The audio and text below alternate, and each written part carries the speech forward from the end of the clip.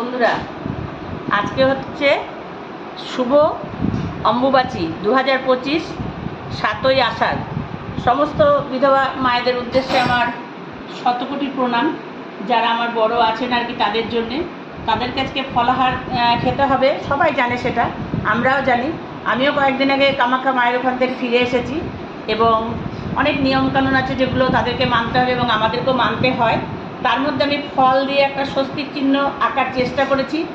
এইটা কেমন করতে পেরেছি আমি জানি না, তবে আমি আমার মন থেকে গড়ে আমি একটা চেষ্টা করলাম স্বস্তিক চিহ্নটা আঁকার।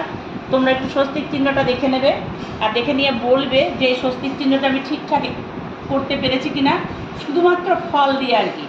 তাই সমস্ত মায়েদের উদ্দেশ্যে আরেকবার আমি প্রণাম জানাচ্ছি। সমস্ত মারা যেন ভালো থাকে, সুস্থ থাকে এবং এই কদিন যেন তারা ঠিকঠাকভাবে যারা পালন করে তারা যেন নিয়ম পালন করে এবং আমরাও যেন তাদেরকে শ্রদ্ধা নিবেদন করতে পারি, এই আশা রেখে কামাখ্যা মাকে আমি প্রণাম জানিয়ে আজকের ভিডিওটা আমি এখানেই শেষ করলাম।